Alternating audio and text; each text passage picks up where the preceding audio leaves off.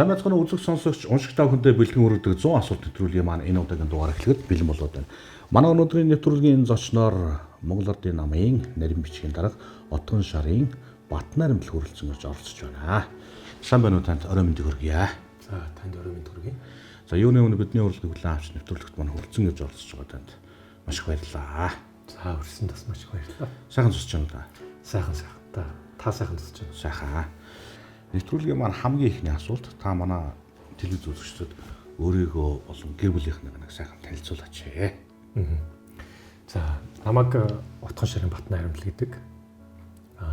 Ховд аймгийн Жаргалан сумд төрж өссөн. Манай ээж хоёр чинь Ховдын булганы хоёулаа торгууд хүмүүс байдаг. За тэгэл Ховд аймгийн төвд Жаргалан сумд гэр бүл болоод тэгээ би айлын дөрөвдөх баг хүн юм байна. За дээр хоёр ахтай, нэг эгчтэй.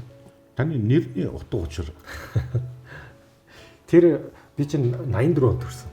Тэр нэгсэндээ тэр социализмын үед те 10 дугаар сар найрамдлын сар гэж одоо их тавин найрамдлын сар гэж ярьдаг байсан юм байна. Би 10 дугаар сар 10 сарын 6-нд төрсөн. Тэгээд манай бүх хоёр ах эгч хоёр дандаа Баттай ахгүй нэрэндээ. Бат зориг, Бат Эрдэн. Тэгээд найрамдлын сард төрсэн баг нь учраас Батнайрамбал гэж нэр хайрласан юм байна. За таныг Ховдоос Харвард руу хүрсэн Эгэл бор хүү гэдгээр нь одоо баг Монголын ард хүн баг таньдаг болсон бах уу? Хүүхэд нас Ховдод өнгөрсөн үү? Тэгэлгүй ах уу. Миний хүүхэд нас гэж ирээ. 10 жил бас тийм Ховдын Жаргалан сумд 8 дугаар анги төгссөн. Тэнд төрөөл эсвэл манай гэрч гэсэн Ховдын Жаргалан сумд байдаг байсан. Манай аав эмч манай Ховдынхан бол манай аавыг амтахгүй дээ. Ховдын түүнлэгт насаараа л мэс заслын эмч хийсэн. Бараг 10,000 гаруй хүнд хагалгаа хийсэн байдаг юм байна. Манай ээж болохоор агрономч. Ховдын одоо политехникумд багшилдаг байсан. Тэгэл ер нь бол бас л насаараа л бас одоо богоод ирсэн агрономч хүн байдаг. 10 жилдээ байхдаа хэр дэггүй хөхтэйсэн. Ер нь багтаа бол би чинь их сахилахгүй байлаа. Тэгээд манай аав хэлдэг хөөх нэг ингээ багтаа байхдаа тийм ингээл усны жарахаш ингээл баригдахгүй жиг гэл ингээл гүүгээ алуулчихдаг гэл. Тэгээд ер нь бол нэлээд сахилахгүй. Тэгээд би Ховдод 3 дугаар жилд эхний 3 дугаар ингээд төгсөөд тэгээд манай 2 дугаар жилд ингээд математикийн гүнзгийрүүлсэн сургалтаа ингээд нээгдэж ингээд тэгэл би аваа ээжээ би заавал математикийн гүнзгийрүүлсэн ингээд ормоор байна гэж зүтгэсээр байгаа. Тэгээд 9 сарын 1-нд манай аав намайг хөтөлж аваачаад одоо манай Ховдын 2 дугаар жилийн математикийн гүнзгийрүүлсэн сургалтаа ингээд 4 дугаар ангиасаа орж ийлээ. Тэгээд тэндээ 8 төгс.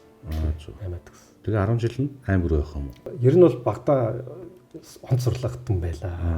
Тэг хичээлүүдээ их сайн. Тэгэл математикийн олимпиадч, монгол хэлний олимпиадч манай багш хөтөлж аваачаал оруулдаг. Тэгээд 8 дугаар ангидаа нэг том одоо хацтай миний амьдралд одоо эргээд харахад магадгүй хамгийн тийм том алтан боломж тэр үед тохиолдож байсан. Тэр юу гэхээр 8 дугаар ангидаа би Ховдынхоо математик олимпиад төрүүлээд улсад оролцох эрх авсан. За тэр үед яг одоо Хүсгэлийн мөрөн хотод те улсын математик олимпиад болоод за яг улсын математик олимпиад бол медаль аваагүй. Гэхдээ нойллоогүй. Гэхдээ тэнд би ямар том алтан боломж одоо хожсон гэх юм уу гарч ирсэн байх хэрэг. Одоо Улаанбаатарт Монгол төгс сургуульд тэтгэлэгтээ суралцах одоо эрх авсан. За тэр маань тэгээ буцаад намайг одоо баруун хязгаар тэ Ховдын Жаргалан сумаас Улаанбаатар руу одоо боловсролын эрэлт одоо чиглүүлсэн хамгийн том алтан боломж миний одоо 8 дугаар ангид анх гарч ирж байна. Мөрөнд болсон улсын олимпиад нь ч одоо 21 аймгийн ч бүх шилдэгүүд очиж байгаа. Тийм шүү дээ. 21 аймгаас бүх шилдэгүүд. Миний хувьд ч одоо айлын баг хүүхэдтэй анхудаага гэрээсээ хол ганцаараа тий. Хааш хөвсгөлөө тий. Хөвсгөлийн мөрөнд очиж одоо хүртэл би сандаг юм мөрөнд очиод тэр олимпиад орж хат ингээд одоо тэр чи одоо очсон хүмүүстэйгээ хамтдаа нэг ангид бид нарыг ингээ байршуулсан тий. Тэнд ингээ ганцаараа айгаад унтаж чадахгүй нойр уулчаад хонжээс нь одоо хүртэл сандгийг. Тэр үед л одоо олимпиадын нэг шалгаруулалт явж гин гэж бодоод орсон. Тэр нь гэсэн чинь Монгол Туркийн сургууль одоо улсын олимпиадууд очоод хамгийн шилдэг хүүхдүүдэд тэтгэлэг өгч өөрсдөө шалгаруулж авдаг тийм шалгалт авсан юм байна. Тэр шалгалтанд би аз уулж харна тэнцээд тэгээд одоо Улаанбаатар хот руу тий одоо боловсролын дараагийн шатантаа гэхээр тэгээд нэг талдаа пилээ даваал тэгэл явж байна. Харвард руу явдаг чи 10 жилээ төгсөнгүүтээ явж байсан юм аа яг.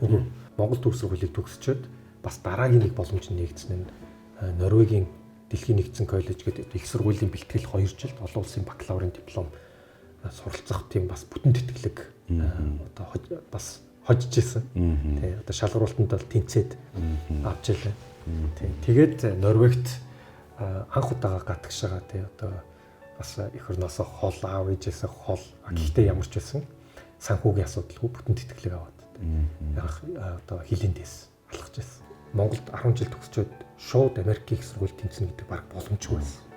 Ер нь бол хэцүү. Одоо өнөөдөр бол хүүхдүүд тэнцээд ингээд одоо Харвард, одоо Стэнфорд гэх дэлхийн шилдэг сургуульд Монголын сургуулиас явдаг болсон. Монголын 10 жилийн төгсөөд явдаг болсон байл. Гэхдээ тэр үед бол тийм боломж ер нь бол баг одоо боломжгүй байсан л да.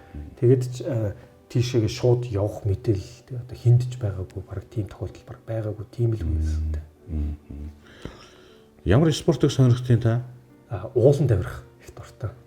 Тэгээд ер нь гадаад байж байхдаа дандаа гэхдээ уулан давирах чинь нөгөө ялангуяа том хотууд чинь ингээл уул руу очиад авирцсан гэж байхгүй шүү дээ. Тэгэхээр нөгөө спортын танхим дотор ингээд засцсан тий одоо уул авиралтууд байдаг л та тий. Одоо indoor climbing буюу одоо дотор авиралт. Тийм авиралтанд их дуртай байлаа. Тэгээ тэр чинь дотроо ингээд янз бүр хүндээсээ хөнгөнлөө тий одоо шилжиж болдог янз бүр төрлөөд. Тэгэхээр ингээд нэг их хөдөлж байгаа биш мөртлөө ингээд бүх төрлийн булчин ажиллуулгыг ингээд шаарддаг нэг тийм одоо бас дотроо сэтгэлийн бас хатуужил их тийм шаарддаг аюу сонирхолтой спорт. Эцгийн нэрийг өндөр төргөж явнаа гэдэг нэг айхтар зүйл байдаг тийм ээ. Дараа нь ингээд эргээд харахад ер нь эцэгийнхээ ачийг хэр хариулж чадсан хүү байдаг юм бол эцгийн нэрийг хэр өндөр төргөж яваа гэж өөрийгөө бодож байна. Хүн болгон л одоо аав ээжийнхээ ачийг хариулах гэсэн гэж дандаа л бодож байгаа. Тэгэхээр миний хувьд ч гэсэн бас ялгаагүй аав ээжийнхээ ачийг хариулах гэсэн. Миний одоо ирээдүйн төлөө, миний боловсролын төлөө бүх насаараа л бүхнээ зориулсан. Хураасан бүхнээ л зориулсан. Одоо маш олон амьдралд бас золиос гаргаж төгөрсөн болохоор аав ээжийнхээ ачийг хариулахыг одоо маш хэрхмэлдэг. Тэгээ өөрт тохиолдож байгаа тийм азтаа тэр үед ихэл одоо хүнд хэцүү зүйлийг ч гэсэн дандаа л гэр бүлийнхэнтэйгээ хуваалцаж хамтдаа ард марахыг хүсдэг. Тийм болохоор одоо миний төгсөлтийн баяр болгон тэр дандаа манай гэр бүлийнхэн байдаг. Яг гэвэл тэр ямар нэгэн баярыг тэмдэглэхэд энэ бол дандаа аав ээж миний төлөө амьдэрсэн учраас миний төлөө бүхнийг зориулсан учраас гаргасан амжилтууд байдаг. Тэгэхээр хэцүү зүйл тохиолдсон ч гэсэн дандаа хамгийн ихэнд ээж рүүгээ залгах хамтдаа хуваалцдаг. За таны Харвардын тухай бол та өөрөө зөндөө ярьж ясаа бүр ном хүртэл гаргасан шүү дээ. Ховдоос Харвард гэдэг тийм ээ. Харвардаас олж авсан таны хамгийн том зүйл юу юу вэ? Тухайн улсад амьдраад суралцаад ажиллаж байхад айгүй сонирхолтой нь ингээд бид тэндээс суралцж байгаа зүйл болгон буцаад эргээд эх орондоо байж байгаа зүйлтэй дандаа харьцуулагдаж ойлгогддог байсан. Жишээлбэл одоо Америкт байхад, Австралид байхад, за Харвардд байхад одоо Монголд манай улсад эдийн засгийн талаасаа ч гэсэн нийгмийн талаасаа ч гэсэн ямар их потенциал байгааг бүр одоо холдох тусам илүү ойлгож байсан. Тэгэхээр бусад улсууд ч гэсэн өөрсдийнхөө жишгээр яаж одоо зөв хөгжлийн голдролог орсон байдаг. Тэгэхээр тэрийг уншсан ч гэсэн дандаа ингээд эх оронтойгоо харьцуулагдаж ойлгодог байсан л та. Тэгээд тэр нь гадаадад ингээд сураад, ажиллаад ингээд эргээд ирэхэд манай эх орон чинь бидний бодож ирснээс миний Монголд байхдаа бодож ирснээс илүү потенциалтай, илүү боломжтой юм байна шүү дээ. Тэрийг бид нар яаж хэрхэн зөв голдролоо одоо яг тэр потенциалаа буцаад яаж 3.5 сая иргэнтэйгээ зөв одоо тэгш шудрах одоо хуваарлах вэ? Тэгэхээр тэр бодол, тэр бүх зүйл дандаа яг гадаад байхад илүү Харвардд байхад илүү ойлгосон. Олж авсан зүйл нь тэр байна тийм ээ. Нэгдүгээр. Хоёрдугаар бас мэдээж миний хувьд бол ингээд дандаа очисон газар болгон анхны Монгол оюутан болж таарч байсан. Дандаа ганцаараа явж таарч байсан л да. Тэгээд нэгсэндээ гэтээ нөгөө талаасаа дараагийн Монгол оюутан тэр сургуульд ороход тэнцэхэд те бас гүүрэн болох хэрэгтэй юм байна. Надад олдсон боловсрал буцаад эргээд бусдад боломж олж очих хэрэгтэй юм байна гэдгийг бас тэр сурч ирсэн сургуулиуд ялангуяа Харвардад бас ойлгосон. Тухайн хүний олсон боловсрал бусдад хуваалцчихэж бусдад боломж олж очиж энэ нь өөрөө тухайн хүндээ үн цэнтэй яг боловсрал жинхэнэ утгаараа болж очдгийг бас тэнд ойлгосон. Ингээд таны одоо эзэмсэн мэрэгжил боловсролын зэрэг юу вэ? Миний яг эзэмшилсэн одоо бакалаврын зэргийн мэрэгжил бол эдийн засагч. Тэгээ дандаа ажилласан зам нь бол дандаа хөрөнгө оруулалт тэгээ одоо дараа нь Харвард төгсчөөд Америкийн том банкнд Bank of America-д банкирээр ажиллаж байсан. Тэгэхээр ер нь эдийн засаг одоо хөрөнгө оруулалтын банкирээр ирлэн мэрэгчсэн гэсэн. Ажлын хамгийн анхны гараа хаанаас эхэлж?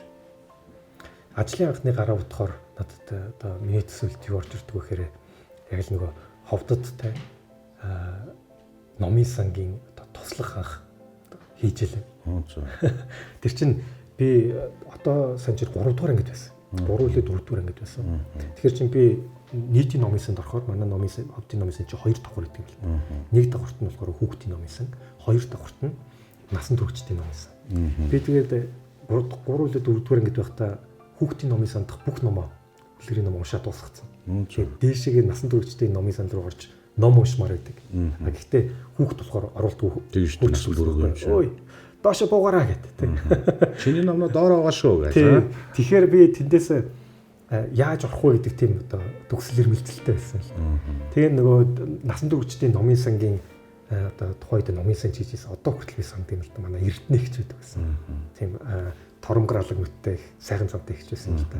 Тэгээ тэр эрдэнэ ихчин одоо шав гэх юм уу туслах нь болоод би тэр одоо насан туршидчдын номын сан руу орох тий одоо туслах болох тэр ажлыг анх авч байсан. Тэгээ мен эрдэнэ ихчин хажууд суугаад ингээд складаас тий агуулгаас хүмүүсийн захиалсан номыг нь би бараг цээжилсэн. Тэр тийм байгаа. Тий яг тэр хүмүүсийн захиалгыг аваад би агуулга руу ороод номыг нь авчирч өгдөг тэр туслахын ажил анх хийжсэн. Тэгээд энэ ажил яг тухайн үед мэдээж хүүхд юм чи юу гэж ажил гэж бодох юм. Гэхдээ одоо бодоход надад хамгийн одоо үн цэнтэй байсан тийм одоо маш олон зүйлийг ойлгуулж бас номын ертөнцийг надад нээж өгчээсэн миний баг анхны ажил юм бол. Тэгээ далимд номоо уншиж байгаа шүү дээ. Тийм үү? Далимд нь би дуртай номоо унших боломжоор одоо тэр миний одоо цалин юм да. Тэгээ дуртай номоо унших боломж, дуртай номоо өөрөө аваад тийм хамтдаа гэртээ унших одоо боломж надад цалин болж ирж байсан анхны ажил. Сургууль төгсөөд бол хаана анх ажилласан байх вэ? Тийм. Сургууль бакалаврын зэрэг тэгээ эдийн засгийн чиглэлээр төгсчөөд одоо эх орондоо ирээд Монголын тухайд томоохон компаниудын нэг Чон корпорацид хөрөнгө оруулалтын шинжээчээр менежерээр орж илээ. Тэгэд ер нь тухайн үед яг одоо Монголын эдийн засгийн яг 2008 оны дараа нэлээд хямралтай яг тэр үед ажиллаж таарсан л та. Гэхдээ дотоодын компаниуд бас хэрхэн ажилтгүй хөрөнгө оруулалтыг бас хэрхэн төслүүдээр босгохгүй тэр чиглэлээр илүү бас мэрэгшиж ажиллаж байсан. За тэгээд тэрний дараа тухайн үед буцаад хямралын чинь дараа 2011 онд Монголын эдийн засаг гэдэг дэлхийн хамгийн өндөр өсөлттэй эдийн засаг руу орж илээ шүү дээ.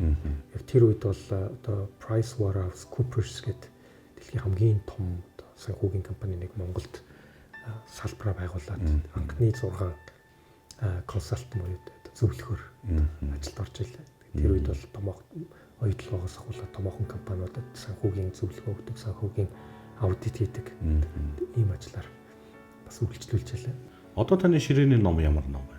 Одоо за хамгийн сүүлд уншсан ном гэх юм бол одоо Нью-Йорк Таймс-ийн эрен сурвалжлах сэтгүүлч одоо Чарльз Дүүхи гэдэг одоо миний хамгийн дуртай бас олон залуучуудтай хуваалцж байсан дадал зуршлын хүч гэдэг ном дэлхийд даяар тий одоо маш олон хөв борлуулж гэсэн номыг биччихсэн зохиолчлаа.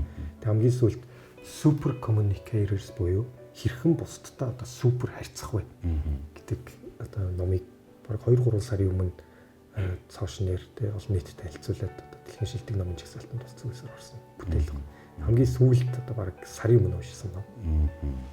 Таны амьдралдаа баримталдаг зарчим юу?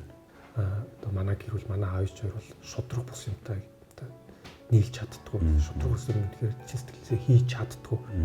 Тэрүүн дээр заавал өөрөө дуу хоолой хүрхдэг ийм л гэр бүл. Бас үнэхээр яг бидний амьдарч байгаа нэгэн асуудлууд их байна.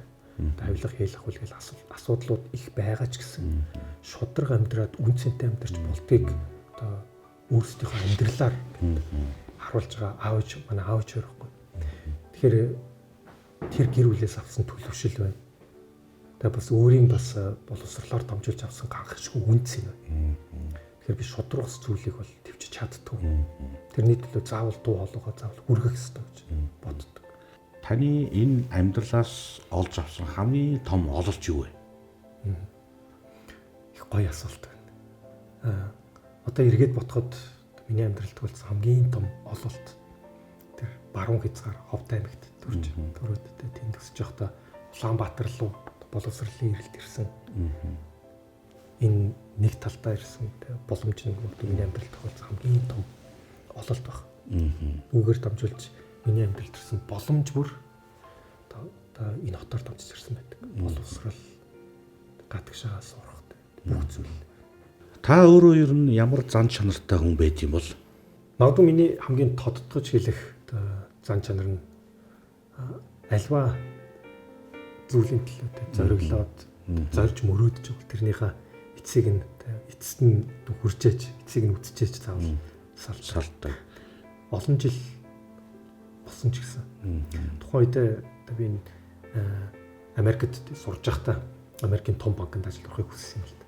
Тэр нь бүтээгүүдээ Монголд иргэд иржсэн. Тэгээд дараа нь 7 жилийн дараа биелсэн мөрөгдөл.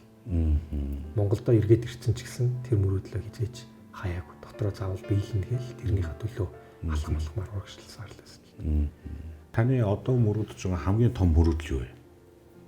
Би өөрөө суралцаа явж байхдаа одоо миний мөрөөдөл бол ийм одоо боловсралтай болох гэсэн. Ийм сургууль төгсгөнс ийм ажилд орох гэсэн гэдэг мөрөөдөл байсан л та. Тэгээ буцаад энийг үйл явдалтай холбоотой юм л та. Би нэг Австралид байж байхдаа нэг тийм найзтайгаа нийлж байгаа нэг подкаст хэлсэн. Уншиж байгаа нөө тэгээд байнга л өөрийгөө хөгжүүлэх талаар өөрийнхөө сонирхсан сэдвээр дэлхийн шилдэг бүтээлүүдийг уншиж байгаа. Тэрийг хэл дээр бусад тэр ном тэр мэдээлэл очихгүй залууст гар утсаар нь дамжуулаад технологи ашиглаад хүрэх боломж байгаа юм л да. Тэгээд ном уншаад ихэлсэн чинь миний бодож ирсэн зүйлс, миний мөрөөдж ирсэн зүйлс оронгороо өөрчлөгдөж ирсэн. Гэтэ яг энэ 7 жилийн процесс л да. Би тэр подкастыг, аналог подкастыг хийгээд одоо бараг 160 номыг уншсан байна. Тэгэхээр эндээс би юу ойлгосон бэ гэхээр буцаад миний авсан боловсрал, миний авсан тэр мэдлэг бусдаа хуваалцаж, бусдад тэр боломж очих гүүрэн болоод ирэхээр надад илүү үн цэнтэй утга учиртай болоод ерөөс миний мөрөөдлийг тодорхойлоод хэлж байгаа юм л да. Тэгэхээр надад олдоогүй боломж бусад монгол залуучууд олдог болох. Би тэр гүүрэн болох нь эргээд миний одоо мөрөөдөл, эргээд миний хүсэл эрмэлзэл, эргээд миний ерөөсөө бүх хийх гэж байгаа зүйл. Ажлынхаа хажуугаар ном уншаал, нэг ном 2-7 хоногт уншаал, тэрийг монгол хэл дээр нэг цаг дотор хурангуулаад залуучууд хүргээд. Тэгээ нэг ном уншаад хүрэхэд цаана дахиад 30-40 мянга, зарим тохиолдол төр бараг 100-200 мянган залуучууд манай подкаст хүрдэг. Тэгэхээр Монгол улс даяар 21 аймаг, тэр хэл дэлхийд даяар 60-70 он тархан амьдарч байгаа монголчууд одоо манай подкастыг сонсдог. Тэгэхээр ганцхан ном бат найрамдал уншаад тэрний ард 20 мянган залуучууд одоо харах өнцгөө өөрчилнө. Тэр номноос сурсан мэдээллийг өөртөө мэдлэг болгож шингээж авах гэдэг нь бол өөрөө одоо мөнгөөр үнэлшгүй те маш том үнцэн байгааз. Магадгүй тийм учраас энийг яг би 7 жил 2 найзтайгаа тасралтгүй хийсэн байна. Энийг буцаад эргээд миний хүсэл мөрөөдлөө тодорхойлох гол хөшүүрэг нь болж байгаа. Тэгээ саяхан нэг одоо манай сонсогчдоос бид нар лөө одоо зөндөө олон холбогдож сэтгэлээ хуваалцдаг л да. Саяхан бас нэг Стэнфорд их сургуульд тэмцсэн нэг урангоо гэдэг нэг охин бас ярьж илээ. Хөвсгөлийн хар булаг суманд одоо малчин айлын охин байлаа л.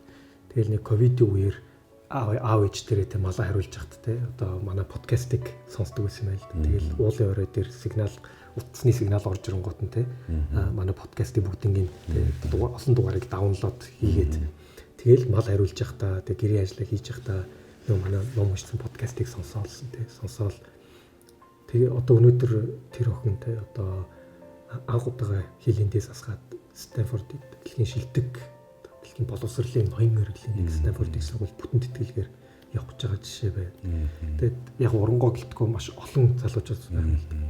Тэгэхээр ерөөсөө л тэр өөрийнхөө сурж байгаа тэр зүйлээ бусдад хуваалцаад бусад хүмүүс өөрийнхөө мөрөөдөлтөд хүрэх гүүрэн болно гэдэг нь өөрөө одоо үгээр илэрхийлэх аргагүй том үнц юм л. Таны амьдрал дээрх баатар юм бэ? Миний амьдралын баатар манай аав ээж. Тэр дунд манай ээж. Яг намайг яг өсвөр насны үедтэй манай аав Польш руу нөгөө ажил хийхээр яваад гэсэн байсан. Яг тэгээд тэр үед яг шилжилтийн үеч байсан. Тэгээд манай гэр бүл гэлтгүн Монгол даяар амьдрал аюу хүнд байсан л та.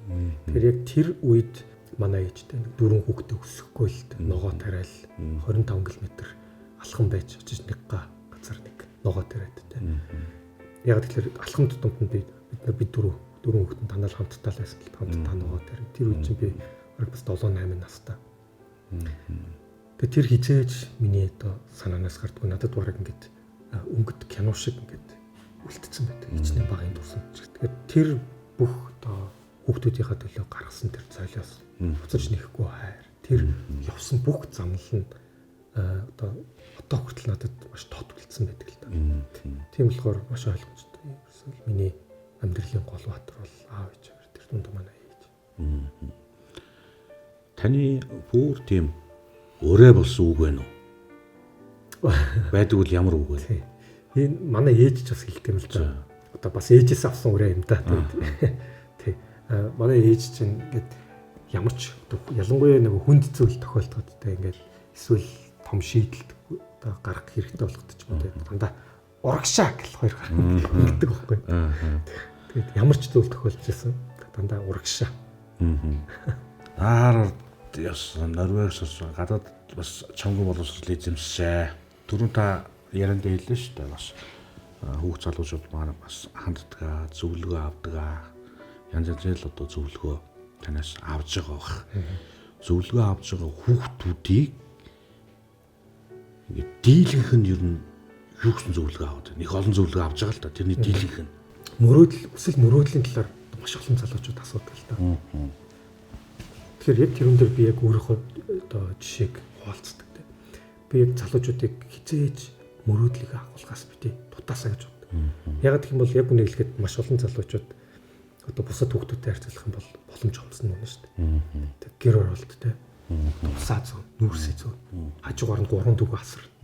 Тэрний хажуугаар амжуул те хичээлээ хий. Тэгээ дээрэс нь ингээд англи хэлээ эсвэл бие тааж нэмэлтээр хийх шаардлагатай. Гэтэл зарим хүүхдүүд одоо үнтэй те хувийн сургууль зураад аав ээж нь бүх багшийг нь гэрт нь ингээд те өндөр багш нарыг өслөд авчраад тэгээд энэ хоёр хүүхдийн боловсролын авж байгаа боломжийн шал өөр. Гэхдээ хичнээн асуудалтай байсан ч гэсэн те хичнээн тийм амаргүй ч гэсэн те одоо өөрөө хамгийн гол нь хичээж зорж чадах юм бол одоо гүйцэх те эсвэл бүр одоо илүүрхэх өөрийнхөө мөрөөдөлтөд хүрэх боломж дээрэнд нь байдаг. Яг энэ нөгөө хүүхний өөрийн хичээл зүтгэлээс те нөрөх хөдөлмөрөөс өөрийнхөө итгэл үнэмшлээс илүү хамаардаг гэж. Хэрвээ би за манай аав ээж хоёр надаа хүсээ те намайг гадаад сурахад миний зардлын 5% ч төлөх чадваргүй юм чинь би угаасаа гадагшаага сургуульд өргөдлөө өгөөдөж яах боломжгүй юм чинь гэж хэрвээ би ботсон бол магадгүй би Улаанбаатараас те одоо би Норвег хизээж явахгүйсэн баг. Норвегээс хизээж би Америк руу Макалестер Харвард руу хизээж явахгүйсэн баг. Тэгэхээр тухайн үед байгаа те ойр орчин тэр аав ээжийн одоо мөнгөний боломж ч юм уу баян хосноос хамаарахгүйгээр өөрийнхөө итгэл үнэмшлэр те өөрийнхөө хүсэл мөрөөдлөө тодорхойлсон. Тийм учраас материалын зүйлээс хамаарахгүйгээр мөрөөдлийнхөө агуулгаас хинээс ч үтгий дутаасаа л гэж.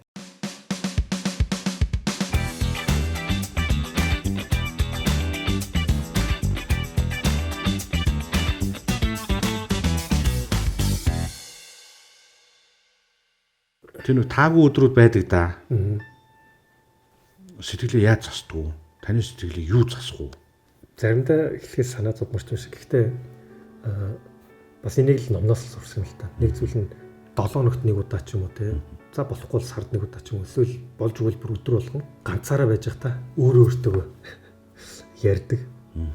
Яг та зүйл тохиолдсон ч болно, таагүй зүйл тохиолдсон ч болно. Гэхдээ тухайн өдрөө ч юм уу, тухайн 7 хоногт ч юм уу тохиолдсон зүйлээ өөртөө яриад буцаад дүгнэх тийм боломж өөртөө заавал болгох хэрэгтэй.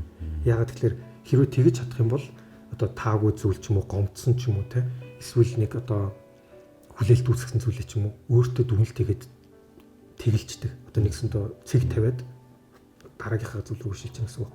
Сэтгэл дотроо гүйцэж бодож дуусгаагүй зүйл ч юм уу те тэр нь дандаа гомдол болоод ч юм уу эсвэл ямар нэгэн зүйл болоод үлдчихдэг л те. Тэгэхээр өөртөө болон тэр боломжийг бол заавал олох хэрэгтэй. Ялангуяа би нэг гадаад байж байхдаа яг л гэртээ те орой ирэхээр ингээл дээш харж явж байгаа л олон юм өөртөө те боддог одоо бодлороо дамжуулж ярилцдаг бас л өөртөө нарамдлаа те. Тэгэхээр тэр нь буцаад нөгөө хийсэн зүйлс ч юм уу те тэр зүйлүүдээ надад дүгнээд одоо тэргээ одоо дүгнэж дуусгаад дараагийнх руугаа сэтгэл зүгөөч гэсэн шийдвэрлэхэд хамгийн хэлбэр. Энэ нөгөө сэтгэл зүйн олон ном уншиж байхад бол бас гардаг зарчим л да. Тэрнээс суралцаад өөр дөр нэгсэндээ хэрэгжүүлэх гэж оролцсон. Таны хувьд төгс аз жаргал гэж яг юу хэлэх вэ? Тэгээ бас нэг ном байдаг юм л да.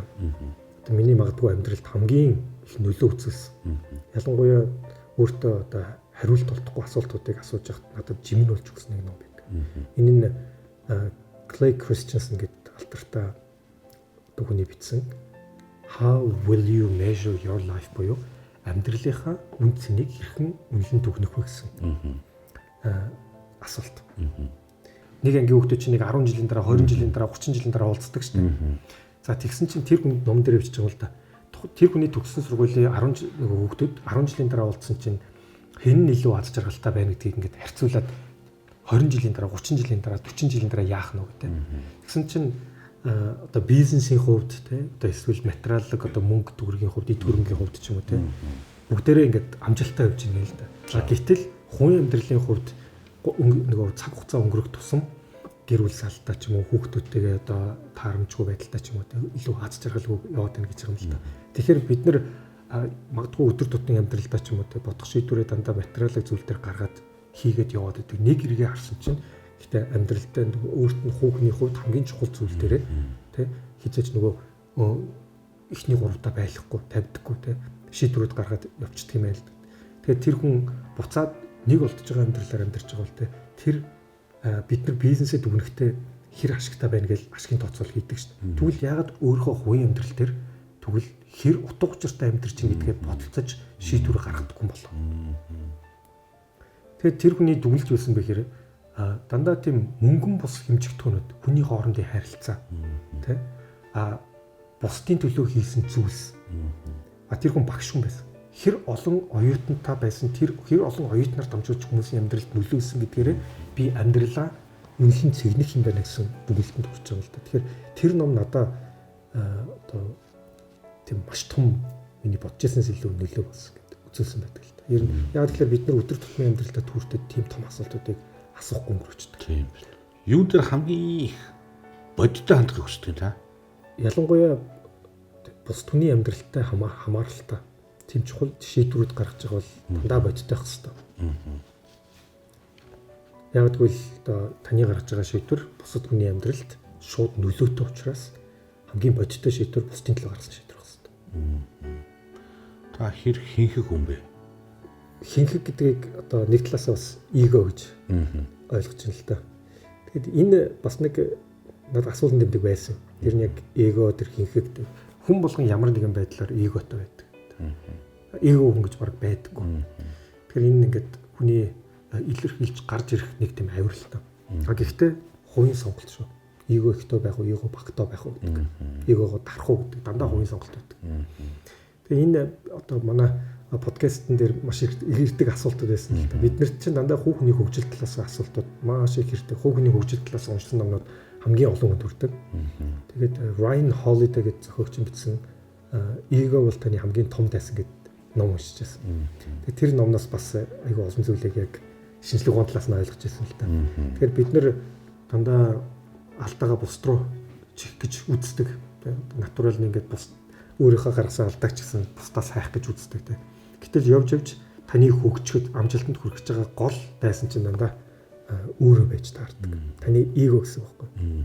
Тэгээ эготой шийдвэр гаргаж ийн үү те. Эсвэл эгогоо дарж хагаад логиктой шийдвэр гаргаж ийн. Тэгэхээр тэрийг өөрөө хүн дандаа дотроо үнэн дүгнэх хэрэгтэй. Хэрэв өөрөө дүгнэж чадахгүй бол дандаа нөгөө эготой шийдвэр гаргах магадлал өөрт нь өндөр байна гэсэн. Тэгэхээр ер нь хүн өөрийгөө боловсрал ч юм уу эсвэл амьдралаас авч байгаа туршлагатай дандаа л өөрийгөө дотроосоо нээж илрүүлэхтэй өөрийгөө ойлгох одоо үйл явц байдаг. Тэгэхээр тэр дундх магадгүй хамгийн зөв ойлгох хэвээр хамгийн одоо зөвөр тусгаж авах хэвээр зүйл яалтчгүй тэр ихэнх байдал буюу одоо эго байдаг. Залуу хүний хувьд янз янзэл одоо галзуу солиотой зүйл хийж явж ирсэн байлгүй дээ. Одоо 40 хүрч байгаа залуу хүн байдаг тийм ээ. Тэр дундаас хамгийн солиотой галзуу зүйл нь юу хийсэн бэ? Хамгийн галзуу зүйл би аялга их дуртай. Магадгүй миний бас ном уншихаас гадна те одоо маш том би аялга байсан. Ер нь боломж гарах юм бол те одоо дандаа аялахыг хичээдэг. Надад нэг айд байдаг юм л та. Явсан орон тэгээд одоо амьдарч эсвэл зочилсон хотуудаа бүгдийг тэмдэглэждэг. Тэгэхээр чин тоолчдөг байхгүй. Тэгэхээр нийтдээ би нэг 43 орны 127 орчим хотоор явсан юм билээ. Тэгээд тэр дундаа миний одоо санаанаас хизээч гардаггүй те одоо хүртэл миний баг ингээд амьсгал мэдрэгдэж байгаа зүйл нь тэр нэг Перу улсад би чинь Австрали ажиллаа өгчөөд Монгол руу ирэхээс өмнө би 4 сар Латин Америкээр хөндлөн голд үргэлжтэй аялал хийсэн шүү дээ. Тэр үед чинь маш олон орноор те ганцаархнаа үргэлжтэй аялал хийгээл явж ялээ. Коста Рика, Панама, за тэгэл Аргентин, Чили те Бразил, Перу гэл бас нэлээд 4 сар явсан. Тэгэхэд яг Перу улсад Мачу Пичу гэдэг алдартай дэлхийн одоо 7 гайхамшиг нэг үнэтэй. Энд чинь аюу тийм өндөр уул руу идэм байлээ л дээ. Тэгээ өглөө ингээд нар гарахад тэр Мачу Пичугаас харах нь одоо дэлхийд аюу алдартай байл л да. Тэгээ тэрний төлөө өглөө 3 цагаас босоод ингээд жуулчид ингээд дээшээгээ бүгдээрээ уралдаж гардаг. За тэгээ хав харанхуй хат явна гэсэн үг байхгүй. Тэгэл харанхуй хат хитэн тэнд одоо олж авсан хитэн найз нар нэг герман байсан санагдчихээн те. Тэгээд нэг Япон тэгээ бид 3 байсан байхгүй. Тэг 3 залуу. Тэг гуруулаа хоорондоо уралдаж гарч ийн гэдэг шүмдөлөөр гар утсаараа нөгөө гэрлээ асаагаад тэр чин дандаа нөгөө уулын дээшээгээ ийм тийм чулуун шаттай. Тэгээ ингээ уралдаа ингээ явж исэн чинь аратан амтны нүд чинь гэрэлт ингээ гялбт юм байл. Тэгэл явж идэл ингээл нүд гялбт. Ямар амтан гэдэг бүү мэд. Заримд нь ирүүлсч үж магадгүй заримд нь мэдхгүй бүү мэд те.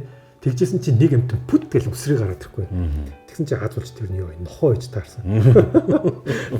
Тэгээд тэжээмэл нохоо ээж таарсан. Одоо тэр чинь би хүний нутагт одоо Перуд тэр ширэнгэн ойд тэр ямар ч амтан гарч ирэхийг төсөөлөхгүй шүү дээ. Тийм анхааруулга бас байдаг те. Тэгээд тэр нохоо тэгсэн чинь намайг дагж те уулын бар хагас хүртэл явж байгаад нэг мэдсэн чинь ингээд алуу болсон. Тэгээд тэр үед тэгтээ яг ингээд цаанаасаа тэгээд ингээд тэр амттаас айгаад ч юм уу те яг нөгөө тэр зэн сонгоор зүгээр л ерөөсөө ингээд багтаж байгаа нь мэддэггүй зүгээр Google хийсэн зогсолтгүй зогсох юм бол баг араа тамтуулж шиш те идүүлчих юм шиг айцтай те. Тэгээд тэр одоо хүртэл миний санаараас гардаггүй те. Одоо яг одоо тэр үед амьсгалж байсан аим тэр мэдэрчээсэн айц те одоо хүртэл ингээд үлдсэн байдаг. Тэр багтгүй миний амьдралдаа хийсэн хамгийн нэг талаасаа галзууч юм шиг те. Эсвэл галзуу зүйл байж те. Таны амьдралдаа хамгийн их ичиж байсан тохиолдол. Би одоо ярьж одоо ингэжсэн. Тэр чинь 11 он болоо 12 он санагдчих. Манай амар сайхан шатрын чинь тэр үед улс төрч байгаагүй шүү дээ. Хувийн бизнестэй байсан. Тэгээ оюуны ундраа групп гэдэг байсан те. Тэгээ оюуны ундраа группт одоо амар сайхан захиралтай те ямар нэгэн тохиолдол үйл уулзаа. Тэгээд амар сайхан захирал намайг ажилд авъя гэхэд. Тэгэл хоёлаа хамтдаа хоол идэл тэр хүн бүх юмаа яриад те би нэг хариу өгдөг те. Тэг хамгийн сүүлд нь за бут найрамдлаа гэд чи менежер ороод ирээч гэд чамайг ажилд авмаар байна. Тэгсэн чинь би бандсандаа те одоо бутгад амар хичмээр л те. Одоо хүртэл би хичдэг. Бандсандаа би чадахгүй нэ гэд. Тэгсэн чинь яасан гэдгсэн чинь би ингээд явж байгаад би те одоо бүр цаашдаа бүр ингээд Харвардд хүртэл сурах гэж байгаа гэдэг. Тэр үед би ерөөсөө Харвард маа гэж бодоочгүй. Тэр үед зүгээр л тухайн үед бантаад ичсэндээ тэгээ хэлсэн. Ийхүү. Тэгээд тэрнээсээ би одоо дахиж тэр хүний нүрхээс амар хичдэг санаа зовдөг байлаа тий. Тэгээ баг амар сайхан захиралдтэй одоо баг амлсан тэр ичсэн бандсан нүрэндээ Харвардд дараа нь орхоос өөр замгүй болсон юм шиг одоо бодож явдаг байлаа тий. Тэгээ одоо ихтэй амар сайхан дараа тэр үед юу бодож байгааг би мэдэхгүй байл та. Гэхдээ тэр одоо бодоод хахад миний тэр үед та улаагаад дараа нь яах гэж тэгж хэлвэ би юу Харвард орохгүй гэд хойд бүр амар санагдчихсан. Дараа нь уулзууд хоёр. Яг дараа нь улс төрч усны дараа зөндөө уулзлаа байх. Гэхдээ тэр талаар одоо ярихаасаа ичээд байгаа байхгүй. Тэр одоо сэдвийг гаргаж ирэхээс ч ичж шүү дээ. Таны сэтгэлийг хамгийн ихээр зовоодог зүйл юу вэ? Альва улсын хамгийн том асуудал нь баялагын хуралт гэдэг байна. Хязгаарлагдмал баялаг нөөцийн хуралтыг хэрхэн зөв хийх вэ? Тэр сүүлийн одоо магадгүй 15 тэг 20 жил бидний үүссэн их асуудлууд дандаа шудраг ус хуралтууд юм шиг. Энэ шудраг ус ялангуяа байгалийн баялаг дээр одоо нөгөө газарт орох баялаг чинь ард түмний өмч шүү дээ. Тэр шудраг ус ингээд яваад байх тусам асуудал хийж шийдэгддэг. Тэгэхээр тэр одоо магадгүй би уулуурхаар дийцээд байгаа тэр чиглэл рүү илүү ажилласан болоод илүү гүнзгий одоо салбарын зүгээс ойлгосон болоод ч тэр магадгүй олон улсын тэр амжилтаа одоо бас амжилтгүй жишээнүүдийг те одоо сурч сургуульд олон зүйл сурч байсныг одоо тэр жишээнүүдийг харсан болоод ч тэр үед одоо ер нь миний хамгийн санаа зовдөг зүйл энэ шудраг хуралтыг ерөөсөө яаж зөв хийх вэ гэдэг. Бидний шудраг хуралтыг хэрвээ зөв хийхгүй бол бид нар тэр гарч иж байгаа асуудлууд хэлж дуусахгүй байхгүй. Дараагийн асуудлууд ундраалаа гэсэн. Тэгэхээр энийг суурьаар нь механизмээр нь хуралтын асуудлыг шийдэхгүй л бол нэгсэн доо нар тод мандахгүй. Энэ миний өгдөг хамгийн санаа зовж байгаа нэг талаасаа гэхдээ нөгөө талаасаа хамгийн шийдэх боломжтой одоо хамгийн том потенциалт энэ байсаар л. Нэр хүнд гэдэг зүйлийг та оцсон үгээр тодорхойлооч. Би ерөөсөө юун дээр нэр хүнд тогтгоо гэхээр итгэлцэл дээр. Тэгэхээр итгэлцэл гэдэг бол буцаад хүн амлсан зүйлээ хийхтэй. Эсвэл альва зүйлд тууштай байх. Хэрвээ бусдын төлөө шийдвэр гаргах карьер сонгосон бол яг шийдвэрүүд бусдын төлөө байх хэрэгтэй. Нэр хүнд гэдэг өөрөө зүгээр дагалдаж ирдэг зүйл байхгүй. Итгэлцэлтэй өөрийнхөө итгэл үнэмшилтэй тууштай байж чадах юм бол тэр нэр хүнд байна уу тэр хүнээс ирж байгаа итгэлцэл өөрөө хамгийн хүн цэнтэй нэг талаасаа нөгөө талаасаа өөрөө одоо таны хэлж байгаа нэр хүндтэй нэр хүнд нь өөрөө дагаал ирдэг. Тийм бай. Нөгөө итгэлцэл нь үгүй бол тэгэл нэр хүнд байхгүй болох нь шүү дээ. Итгэлцэл байхгүй гэхээр л одоо тэрнээс гарч иж байгаа үр дагавар нь нэр хүнд үүсэн. Та ямар нэгэн зүйлийг хийж байгаад бүр шалдаа буугаад бууж өгчсэн тохиолдол байгаа юм. Олон бүтлгүүтэл зөндөө тохиолдож байсан. Ер нь бүтлгүүтлгүй алдаа гаргаагүй амжилт ингэж байдаг. Яг нөгөө бид нар маш энгийнээр ярихтаа дандаа амжилтаа яриад байдаг боловч ардтай нэг амжилтын ард 100 бүтлгүүтэл тэ 100 бууж өгье гэсэн сэтгэл эсвэл сэтгэл зүй тэ байж л бид нар чинь амьдрал багын хүн юм чинь. Гэхдээ энэ дээр нэг одоо миний бас номноос олж авсан тэ амьдралдаа хэрэгжүүлэхийг хичээдэг нэг концепт байдаг юм. Дээшээ унах гэсэн концепт. Англиар бол нэг fall up гэж байгаа. Одоо юу гэсэн үг гэхээр юм унах гэхэр чинь дандаа бид нар доошоо төсөөлөд байгаа. Тэгэхээр дээшээ унах гэж юу гэсэн үг. Тэрний үг гэхээр хүний амьдрал тохиолдсон гашуун ч юм уу хүнд зүйл буцаад тэр хүнийг илүү хатуучгаад өөрөөс илүү өнөөдрөөс илүү маш сайн үйлдвэр болгоод тэ одоо хамгийн том хөшүүргэн болж өгсөн байдаг гэсэн. Тэгэхээр хүнд миний амьдралд тохиолж байгаа хүнд зүйлийг тэ илүү эргээр хараад тэ илүү өөрийгөө сайжруулах, өөрийгөө хатуужуулах, сэтгэлийн хаттай болгох тэ болох том боломж гэж одоо харахыг хичээдэг. Тэгэн гот хүний харж байгаа үнцэг шал өөр болчих юм. Ер нь явж явж дандаа л харах үнцэг байдаг. Бид нар алдаа гэдгийг шууд юу гэж ойлгодог вэ? Дандаа сөрөг утгатай ойлгодог тийм. Алдаагийн гот яг шууд сөрөг утгатай гоц. Гэхдээ алдаа гарахгүйгээр сайжирна гэж хэлж байдаггүй. Алдаа чи өөрөө суралцах маш том боломж ихгүй. Тэр үгтэйгэл хажуу зурж байгаа хүүхэд алдаа гарах юм бол тэр хүүхдийн алдаанаас бас суралцах боломж. Тэгэхээр нөгөө талаасаа нөгөө харах үндсийн хэлбэр байгаа зү. Яг ялангуяа сэтгэл зүй дээр энэ гардаг концепт. Эерэг сэтгэл зүй. Өчигдөр өнөөдөр маргааш та альгүйр амьдарч байна. Маш энгийнээр бол өчигдрөөсөө суралцаад маргаашаар мөрөөдлөө тодорхойлоод өнөөдрөөрөө одоо амьдардаг. Та өөрийнхөө ирээдүгээс юуг нь мэдхийг хүсэж байна? Мэдээд тийм шүү дээ. Одоо нэгсэнтэй ирээдүйн машинд суугаад те 10 жилийн дараа юу болохыг мэдчихэд ирнэ гэж шүү дээ. Миний бодлоор зүгээр те ирээдүгөө толгой дотор өөрөө төсөөлөд өөрийнхөө ертөнцийг бий болгоод тэрнийхээ төлөө зорж амьдрах нь илүү сонирхолтой, илүү амттай бол. Хүний хамгийн муухай зан чанар юу вэ танд?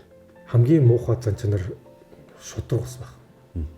Аав ээжээс авсан, тэ одоо гэр бүлээс авсан одоо төлөвшил ч юм уу, хүмүүжил ч юм уу. Манай аав ээжээр ч гэсэн хамгийн үзэж чаддгүй, тэр бүр байж чаддгүй, хүлээн зөвшөөрч чаддгүй зүйл шудраг ус. Яг тэгэхээр олон зүйлүүд явж гол тэр цөмөн өөрөө шудраг явдал байдаг. Шудраг бус явдал дээр хичнээн зөв шийдвэр гаргаад тэр хизээч зөв байж чаддгүй. За нэлийн зүйлүүдээр та шудраг ус зүйл гэж ярьж байна. За одоо хоёлоо шудраг ус зүйл рүү орно. За нөгөө дүүлэнтэй боловсролын зээлийн сангийн асуудал руу орё. Түүнээс асууя танаас. За ингээд шүүлүүлэгч нь болсон. Жигтэйхэн олон хүнтэй муудалцаа. За нилээдгүй явлаа л та тийм ээ. Үүний үр дүн гэж гаруу ернө. Уг нь үр дүн гарах гэж л энийг анх явсан биз дээ. Тийм. Үр дүн байна уу? Нэг талаасаа байна. За. Байна. За нэгдүгürt бол энэ боловсролын зээлийн сан бол татварлагчдын мөнгөөр бусдад боломж болж ирдэг. Боловсролын боломж болж ирдэг. Ийм сан байсан те. Тэгэхээр яг бид нар бол ойлгосон шүү дээ. Нийт баг 90 орчим хүн албан тушаалтнууд өөрсдөө үр хөвгтэй хамаатны дотныхоо явуулдаг байсан байна. Тэгэхээр одоо энийг ил болгосноор одоо ингээд бөмбөг дэлбэрснээр те дахиад ямар нэгэн улс төрч ч юм уу те одоо энийг ашиглахгүй байна. Хэрвээ ашиглах юм бол дараагийн те 5 жилийн дараа 10 жилийн дараа дараагийн бат найрамдлан гаргаж ирээд асуудал болгоод артаас нь хөөх нь шүү дээ. Тэгэхээр нэгдүгürt энэ дахиад давтагдахгүй байх гэдэг итгэл үнэмшилтэй байна. За хоёрдугаарт энэ мэдээлэлүүд бүгдээрээ одоо бас ил тод болсон. Тэгэхээр засгийн газар одоо жишээлбэл ерөнхий сайдаас хэсүүлэл өөрсдөө шүглүүлээд энэ асуудал бүгдийг ил тод болгосон. Тэр ер нь нарны гэрэлт бактери устддаг шиг ил тод байхад одоо энэ өөрөө асуудлын шийдэл байдаг.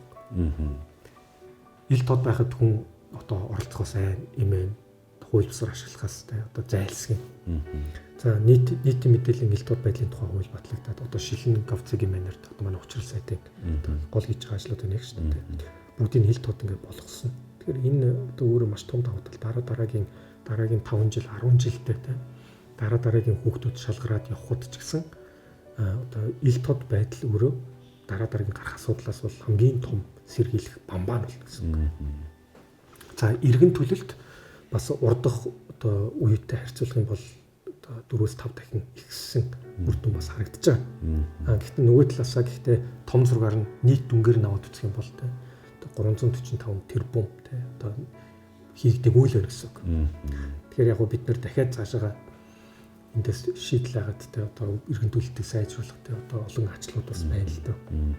Гэхдээ энэ асуудал өөрөө гарч ирснээр тэ одоо ямар нэгэн байдлаар үр дүнд хүрч байгаа гэж үр дүнд ямар ч алхам алхмаар явж хүрч байгаа тийм хүрч байгаа. Түрүү би танаас нэг олон дайсантай боллоо гэж асуусан шүү дээ тийм ээ. Хамгийн хэцүү зүйл нь юу байсан бэ? Хэцүү зүйл гэж өөрөө хараад тэр сошиалор ирж байгаа дайралтууд, зохион байгуулалт ирж байгаа дайралтуудыг өөртөө намайг алах гэж байна гэл хүн дээр тусгаж аваад их бол хэцүү зүйл зөндөл байгаа. Гэхдээ зөв зүйлийг хийхэд буруу цаг хугацаа гэж хэлж байдаг. Харин буруу зүйлийг хийхэд зөв цаг хугацаа гэж хэлж байдаг. Тэгэхээр энэ өөрөө зөв зүйл. Бусдын төлөө шийдвэр гаргах ёстой байсан. Тэгэхээр энэ дээр бол би хизээч буруу зүйл ч юм уу тийм буруу цаг хугацаанд ч юм уу эсвэл одоо хэцүү зүйл гэж огт боддог. Огт боддог.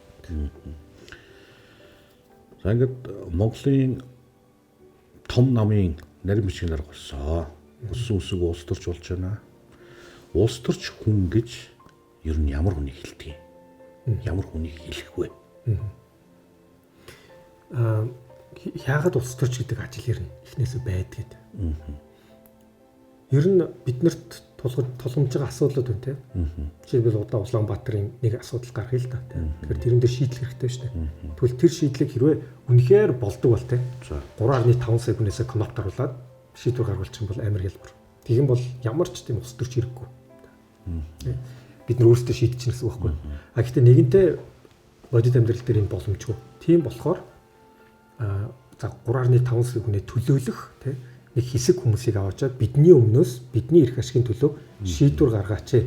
Тэр ажил бол өөрөө улс төрч гэдэг ажил байна. Энэ дээр яагаад асуудал гараад байдаг вэ гэхээр зөвхөн хувийн сектор дээр ч гэсэн гардаг л да. Бусдын төлөө, бусдын эрх ашигын төлөө шийдвэр гаргах ажил байна тийм үү? Гэтэл тэр хувь хүн шүү дээ. Хувь хүн. Хувь хүнд бол өөрийн эрх ашиг гэж бас хүн болгонд байдаг тийм. Шийдвэр гаргахдаа бусдын төлөө гарна гэдэг ажлаа умартаад ч юм уу. Тэрийг умартаад өөрийнхөө төлөө тэр нь явж дандаа бусдын эрх ашигын эсрэг болж таардаг. Шийдвэр гаргацгаар энэ хоёр хоорондоо зөрчилж байгааз. Тэгэхээр эндийг эдийн засаг дээр ч гэсэн энэ бол гардаг классик одоо сүргэлтэн баггүй. Одоо жишээлбэл нэг компани байна тийм. Тэр компани томорсоор байгаа. Жишээлбэл 2 хүнтэй компаниг тэр 100% хувьцаа эзэмшдэг өөрөө өдөртөө жоох юм бол тэнд ямар ч асуудал гарахгүй. Өөрөө төлөө ажиллаж байгаа юм чинь. Тэр компани томорсоор яваад олон хувьцаа эзэмшигтэй болоод тэрнийгээ тэр хувьцаа эзэмшигтийг төлөөлөөд нэг одоо гүйцэтгэх захирал тавиад ажиллана шүү дээ. Тэгэхээр тэр гүйцэтгэх захирал тэр хувьцаа эзэмшигтийн ашигын төлөө ажиллах хэрэгтэй тийм үү. Гэтэл тэр хүн өөрийнхөө төлөө шийдвэр гаргачаад бас зөрчилж байгаа. Тэгэхээр энэ зөрчилдөөн үүснээрээ одоо улс төр дээр гардаг бүх асуудлуудын их ундраг нь эндээс мэдэлдэг. Тэгэхээр улс төрч байна гэдэг бол бусдын төлөө бусдын эрх ашигыг төлөөлж шийдвэр гаргах ажил. Тэр ажлаа тэр хүн тэр ажилд орохоос өмнө өөрөө ухамсарлаад, ойлгоод, хүлээн зөвшөөрөөд тэрд өөрийн төлөвшил үн цэнтэйгээ таарж иж орох хэрэгтэй. Хэрвээ тэгж чадах юм бол одоо тийм одоо жишээлбэл зөвхөн өөрийнхөө төлөө шийдвэр гаргах албанаас илүү зайлсхийж чадна гэсэн үг юм л да. Тэгэхээр улс төрч хүн гэдэг бол миний бодлоор маш энгийнтэй. Бусдын төлөө өөрийнхөө хувийн эрхийг хоош нь тавиад солиослоо ч хамаагүй тэдний төлөө шийдвэр гаргана гэж амлалтаа гарч байгаа бол тэрнийг л хийдэг ажил. Эндээс ч нэг том зүйлээр харах ерөөсөө хэрэггүй. Зүгээр л бас нэг ажил, бас нэг карьер. Залуучууд маань маш олноороо болж өгвөл гадагшаа тэмүүлдэг болжээ. Гадагшаа явахыг хүсдэг болж. Энд одоо болдгоо болоод л хөрхий тэд маань явах гээд байгаа шүү дээ тийм ээ. Энэ дээр таны бодол. Би өөрөө одоо бараг 10 хэдэн жилдээ гадаадад Европт, Америкт, Австралид сурж ажиллаж үзлээ. Тэгэхээр эндээс нэг зүйл ойлгосон л дээ. Холдох тусам эх орны үн цэнийг улам мэдэрдэг. Тэгэхээр гадагшаага илүү боломж хаагаад, ажил хайгаад, тэ боловсрал хайгаад тэдний эрэлт явж байгаа залуучуудыг би хизээж бурушаад.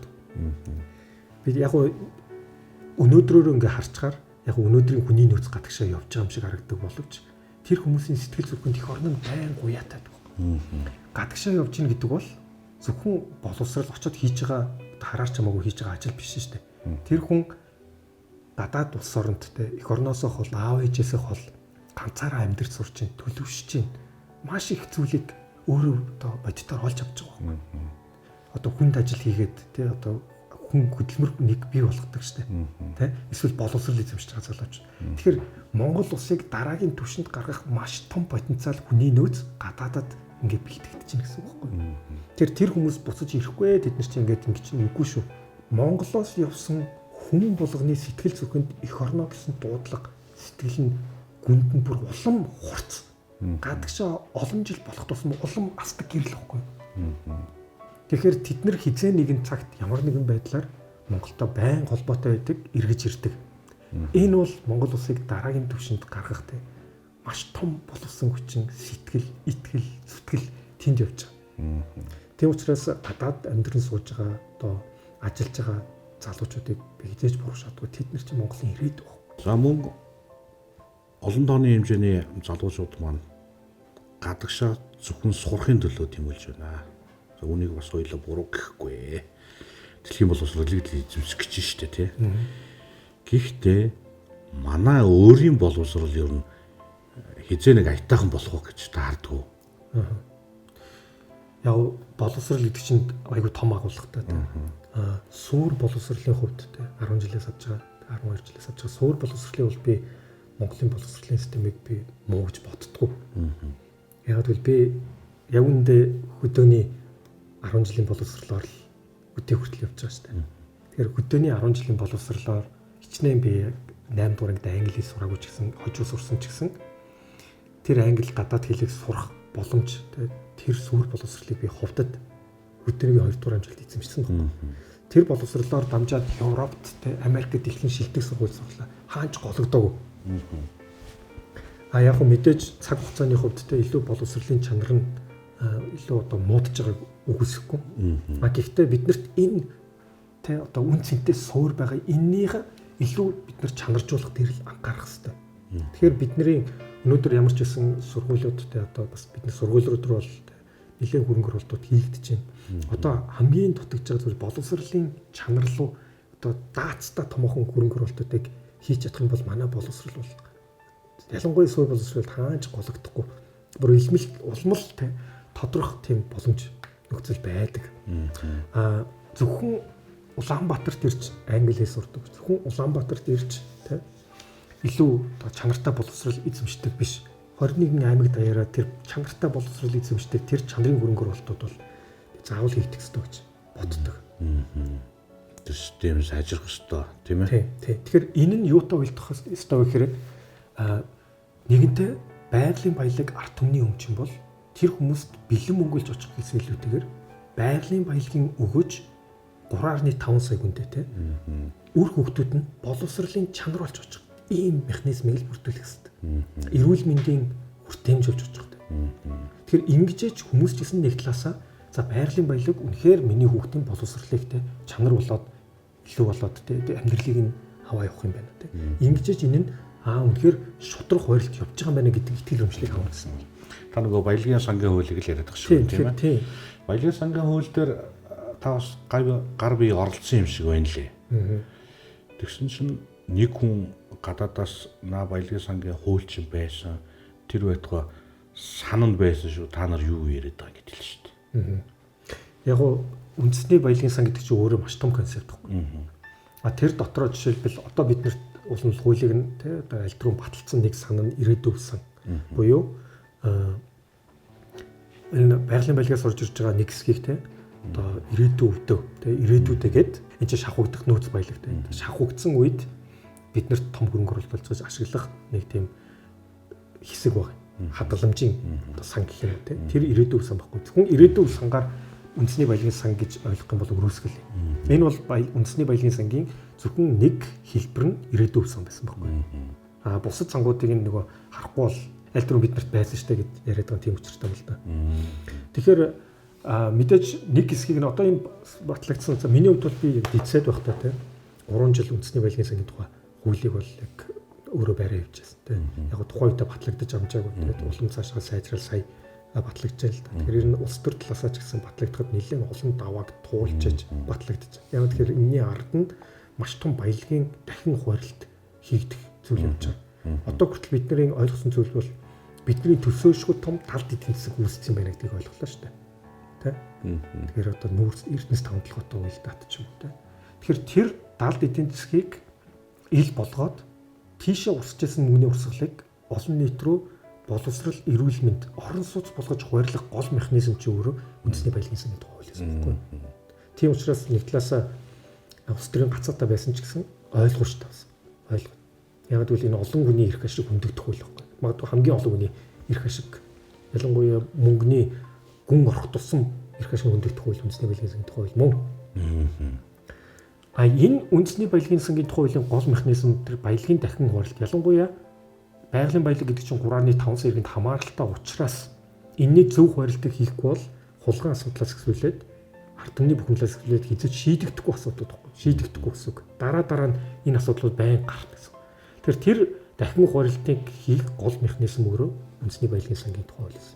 За нэг хэсэг нь ирээдүйн сан болоод ирээдүйд хадгалагдах нь тий. За нөгөө хэсэг нь дотоодын томоохон мегацлуудыг явуулахад хөрөнгө оруулалт болох хөгжлийн сан гэж. Олон нийтэд илүү хамааралтай шууд хүртээмжтэй нэг сан бол хуримтлалын сан гэдэг нэр дор. Тэр нь юу гэхээр байгалийн баялагаас орж ирж байгаа орлогын нэг хэсэг нь бид нарыг орон сууцчлалт том одоо дүнгээр явагдахад нэлээд даацтай явагдахад их усрын байна.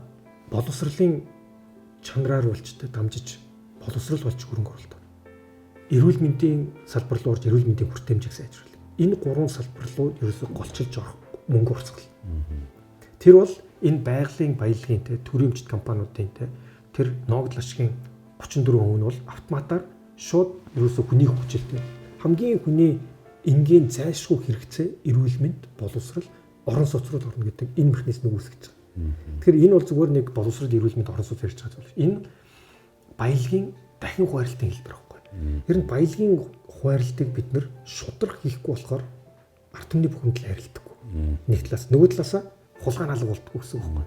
Тэгэхээр энэ механизмыг бид нэр хэрвээ зөв одоо нэгсэнд углуургаар нь сүүр нь зөв бол мэдээж дээшигээ зөв байна шүү дээ. Тоосхон зөв байна. Тэгэхээр суурийг нь зөв болгох гол механизм чинь энэ хууль байсан байна. Тийм болохоор Монголд олон жил яригдчихсэн. Ер нь баялагын сан гэж бараг 10 11 оноос л хойш ярьжсэн шүү дээ. Гэхдээ яг үнэхээр улс төрийн тэр зориг, сэтгэл зүрх байг дутагдж ирж байсан гэсэн. Бидэнд одоо зөндөө сан байна. Тэгээ одоо сан байгаа цагт дагаал нөгөө тонолч нь байж байгаа юм шиг байгаа. Тэгэхээр одоо энэ сан дээр тэр тонолчтаас нь одоо яаж хамгаалах юм бол одоо танаа манаа нам гэхгүй зөндөл тонолчд байгаа тийм. Бид нар ингээд сан гэдэг хүртэл муу нэртэй болсон байна. Тэгэхээр муу нэртэй болтол нь тэр төсвийн доор ирсэн хитэн сан томцсон л байхгүй юу. Тэгээ сүүлдээ хүмүүс сан гэдгийг айгүй тийм муухай одоо лоурис юм гэж ойлгодог болсон. Одоо жишээлбэл тэр ирээдүйн сан одоо жишээлбэл тэр мөнгөний одоо нийлэмжийг хин нэгэн өдөртөн да одоо хаашаа хөрөнгө оруулахыг шийд. Энэ бол мэрэгжлийн багийн хийх. Мэрэгжлийн баг улс төрөөс хамааралгүйгээр гарах хэрэгтэй байхгүй. Ямар мегацлуудыг томоохон цэцлүүдийг одоо яг ямар санхүүгийн схем гаргаж ирэх вэ? Энэ бол улс төрчдийн хийдэг ажил биш шүү дээ. Манайд болохоор хитрхи улс төрчөд механизм нь байхгүй болохоор яг уу тэр эрдэнэс тавталгууд тэр ганцхан одоо нүүрс баяжуулах үйлдвэр барихтал хүртэл засгаар орж шийдвэрлэдэг. Тэр чинь улс төрчийн хийх ажил ерөөсөө биш шүү дээ. Улс төрийн шийдвэр байх ёсгүй байхгүй. Тэр илүү одоо мэрэгжлийн менежментийн маш өндөр тооцоол үндэслэлээр шийдсэн одоо шийдвэрүүд байх хэрэгтэй. Яг хөө мэдээж улс төрийн талаасаа бол ямар мегацлууд ямар үндэслэлтэйгээр явах уу гэдэг шийдвэр одоо гарах хэрэгтэй. Тэгээд улсын хурал талаасаа ч гэсэн маш өндөр хяналттай ил тод байдлал хангаж явах хэрэгтэй. Тэгэхээр ерөөсөө баялагын сан цаашдаа ч гэсэн бид нар юун дээр илүү анхаарах хэрэгтэй гэдэг. Олон нийт ч гэсэн нэгэнтээ эн чинь ард түмний баялагыг зөв хуваарлж гэнэ гэдэг одоо процесс явж байгаа учраас бид нар юун дээр илүү анхаарах хэрэгтэй байдаг. 3.5 суйлаа одоо нээлттэй мөдөр юу харж явах хэрэгтэй гэх юм бол энэ баялагын сонгуудыг мэрэгжлийн удирдлагатай байна. Хоёрдугаарт мэрэгжлийн удирдлага нь улс төрөөс ингэж шийдвэр гаргаж байна уу? Тэ? Гуравдугаарт нээлттэй ил тод мэдээлэл нь байна уу? Гуравдугаарт улсын хурал ард түмнийг төлөөлж хяналтаа маш өндөр чанартайгаар сайн тавьж чадж байна уу? Энэ дөрвөн зүйлийг бид нэр одоо чеклж чадах юм бол хийж чадах юм бол жинхэнэ байгалийн баялаг нь бид ард түмэндээ өгөөж болж очих юм. Баялагын хараал биш өгөөж болж очих гэсэн үг. Байгалийн баялаг чинь зөв хийхгүй бол аюултай. Нөгөө талаасаа одоо байгалийн баялагаас болж илүү дотооддоо хямралтай, дайнтай, зөрчилтэй олон улсад жишээ байдаг байхгүй. Нэгсэндээ баялаг өөрөө зөв ашиглахгүй бол хараалуулах өндөр эрсдэлтэй. Тийм учраас тэр байгалийн баялагийг тэр нүүрсжсэн дараагийн том урдуудыг зөв ашиглаад явахын тулд ерөөсөө л тэр саяны хэлсэн дөрвөн зүйлийг бид нар байнга санаж, шаардаж хянж явах хэрэгтэй. Тэгэхээр тэгжээж бид нар одоо Австрали шиг, Канада шиг байгалийн баялагаасаа дамжуулаад эдийн засгаас олонгожуулж хүчрхэгжүүлсэн одоо орон болох бүрэн боломжтой. Биднэрт ямар их потенциал байдаг вэ? Бид нар яг үнийг хэлэхэд одоо сайн ойлгохгүй л байхгүй. Одоо Австрали, Канадад нэрээ амьдраас судлах тусам монголчийн өөрөө бүр ямар илүү потенциалтай байдгийг би гадаадч ойлгож байна. За тэгэхээр нөгөө сангуудаас ч тонцсон нөгөө тонуулчтаас чинь танаа мана хүний өөрийн нам гэхгүй энэ одоо ирэх сонгуульд нэр дэвших гээд байгаа болтол байх юм биш үү? Ер нь энэ хариуцлага гэдэг юм байна уу? Хариуцлага ёс зүй байж аж эн чинь тойргоор ирэх юм бол тойрог чинь бүтэн болно гэсэн үг байхгүй юу? Бүтэн болно гэсэн үг. Уул нь ёс зүй гэдэг чинь ялангуяа улс төр дээр бусдыг төлөөлж байгаа ажил хийж яхад одоо хамгийн өндөр шалгуур байх хэрэгтэй. Хамгийн энгийн байх ёстой зарчим. Одоо бусад орны жишг дээр ч гэсэн маш ойлгомжтой харагддаг шүү дээ. Одоо Солонгост ч юм уу, Японд ч юм уу те. Зүгээр нэг одоо онгоцны билетээ те. Жишээлбэл одоо төрөөр татвар төлөгчдийн мөнгөөр тэгвэл журмын бусаар төлөвлөсөн бол тэр хүн шууд тэр 20 жилийн авч явсан карьер тэгээд будаа дуусдаг. Яг гэх юм бол энэ ёс зүй хариуцлага. Ёс зүй. Энэ өөрөө маш өндөр шалгуур. Өнөөдөр ёс зүйн хариуцлага хинч хүлээхгүй яагаад ёс зүй байхгүй байна вэ гэдэг дээр л яг бол миний хувьд ч гэсэн ард түмний хувьд ч гэсэн бухимдаад байна. Тэгэхээр хариуцлагын механизм өөрөө хяналтын механизмтэй дандаа хамтарч. Хяналтын механизм байж аж хариуцлага юу гэдэг нь яригдсан шүү дээ. Тэгэхээр одоо жишээлбэл улсын хурлыг аваад үзэл. Улсын хурл өөрөө хоёр үндсэн ажилтаа шүү дээ. Нэг нь болохоор хууль гаргах, хоёрдугаар хэрэгжилтэнд хяналтах байхгүй. Тэгэхээр хэрэгжилтэнд хяналт юм гэж бид нар ойлгодог. Бид нар хууль батлах хэрэгтэй юм шиг л ойлгоол нөгөөдөл нь хууль маш олон хууль батлаад байдаг. Уул нь маш цомхон одоо эдийн засгтэр бол тийм олон хууль батлах шаардлага байдаг ч юм бол. А нөгөө талаас илүү бас юун дээр 50% зарцуулж явах хэрэгтэй үйл ерөөсөө хуулийн хэрэгжилтийн хяналт. Хяналт өнөөдөр одоо маш дутмаг явж байгааг бүгдээр мэдж байгаа. Хяналтанд байж аж тойрогч бүтэн болдог. Тэгжээж хариуцлага илүү ойлгомжтой одоо нэхэгдэг гэсэн үг. Хяналтгүйгээр хариуцлага яригдахгүй байгаа нь ерөөсөө хяналт дутуу хийж байгаа хяналтан дээр очиж гацж байгааг юм маш том илэрлэл юм байна. Бидний амьдарч байгаа нийгэмд нэг яаралтай шаардлагатай өөрчлөх ёстой олон асуудлууд байгаа л та тийм ээ. Танихаар хамгийн түрүүнд бид ер нь юуг өөрчлөх ёстой бол? Ер нь өөрчлөлт чинь бидний найдвар шүү дээ. Бидний итгэл найдвар. Дандаа өөрчлөлтөн дээр суурилж байдаг. Тэгэхээр ер нь бидэнд тулгарч байгаа асуудлуудын дийлэнх нь ерөөсөө гол суурийг нь аваад үзэх юм бол энэ эдийн засгийн онол төрч байдаг л эдийн засгийн хугтгуун нүрэ тэр resource allocation буюу хязгаарлагдмал нөөцийг хэрхэн зөв хуваарлах вэ гэхгүй. Монгол бидний мөнгө олж байгаа талаасаа ч гэсэн экспортлаасаа ч гэсэн бид нар зөндөө мөнгө олж байгаа. Харин хуваарлалтын дээр очиод бүгдээрээ шудраг усуулаад гацаад байгаа тал асуудлууд байгаад байна. Тэр хулгай эднэр чинь зүгээр л гарч ирж байгаа нэг хэлбэр ихгүй. Тэгэхээр хязгаарлагдмал нөөцийг 3.5 сая хүндээ тэр тэгэл ирээдүйд төрөх монгол хүүхдэд яаж зөв хуваарлах вэ? Энэ дэр чинь эндээс бүх юм ургаж гардаг. Эдийн засгийн холд бүгд эндээс ургаж гарна. Тэр тэгэл улс төрийн идеологи ч гэсэн эндээс л ургаж гарна. Хуваарлтыг яаж хийдгээс хамаарч улс төрийн идеологиуд хоорондоо ялгардаг. Тэгэхээр бидний хувьд ч гэсэн ерөөсөө хамгийн том толгойн өвч хамгийн зөв өөрчлөлтийг хийх ёстой зүйл бол одоо улс болгонд ядуу буурай одоо хүчж байгаа хүчсэн хамаагүй бүгдээрээ л хязгаарлагдмал нөөцтэй. Энэ баялгаа бид нэр хэрхэн оновчтой шудраг хуваарлах вэ гэдэг асуудал. Энийг л бид нэр зөв шийдэх юм бол биднэрт өгөгдөл нэгсэн одоо потенциал бидний бодож байгаас илүү байна л гэсэн. Улс орнуудын хөгжлийн тулгуурууд нь тухайн улс орнууд одоо харилцаа адилгүй байна л та тийм ээ. Манай Монгол улсын хөгжлийн гол тулгуур нь юу юм бол? Улс орны хөгжлийн тулгуур ерөөсөө л хүний хөгжил. Хүний хөгжил. Яг бол улс орн гэдэг ерөөсөө л тэнд амьдарч байгаа иргэдэн. Одоо бидний хувьд бол 3.5 сая монгол хүн бүр гэсэн. Тэр хүний хөгжил рүү хэр зөв хөрөнгө оруулалт хийж тэр хүнээ хөгжүүлж чинь тэр улс л хөгждөг. Яг бол хүний хөгжил дотор хамаг потенциал нь байдаг. Хүний хөгжил дотор хамаг одоо бодит зүйл нь байдаг. Тэгэхээр боловсрлоор дамжуулаад, эрүүл мэндээр дамжуулаад, эдийн засгийн хүртэл хүний хөгжил рүү л бүгдээрээ чиглэсэн хурсгал байх хэрэгтэй. Хүний хөгжил яригдахгүй бол хүний хөгжил рүү урсгалн одоо боогдмол бол хуваарлтанд баг бол асуудал хийж дуустдаг. Өнөөдөр бидний тулгарч байгаа асуудлын бараг 90%, 99 магадгүй бараг 100% шахманд явж тэрний шийдэл нь юу вэ? Шийдэл бол ерөөсөө л дандаа боловсралтай холбоотой байдаг. Боловсрал. Яг л боловсралоор дамжуулж потенциалаа те хязгааргүй потенциалаа нээн гэсэн. Гэхдээ мэдээж эрүүл байж те эрүүл сарвал торинж боловсралтай болж чадах юм бол те бусад асуудлууд бол хоёрдогч. Шийдэх бүрэн боломжтой асуудал гэсэн. Тэр потенциал хаанаас гарах вэ? Эрүүл боловсралтай Монголоос л гарах гэсэн. Бидний урилгыг хүлээн авч нэвтрүүлэгт маань хүрэлцэн ирж орсон. Цаг зав гаргаж хүрэлцэн ирж орсон танд маш их баярлалаа. Таны цаашдын ажил болоод амьдралд тань өндрөөс өндөр амжилтыг хүсэн өргөё. За танд бас маш их баярлалаа. 100 асуулт нэвтрүүлгийн маань энэ удаагийн дугаар ийхүү өндөрлөж байна. Манай өнөөдрийн нэвтрүүлгийн зочноор Монгол Ардын намын нарийн бичгийн дарга Отгон шарын Батнайрамлал хүрэлцэн ирж орслоо. Та бүхэнтэйгээ дараагийнхаа нэвтрүүлгээр эргээд уулзтлаа. Түр баяртай.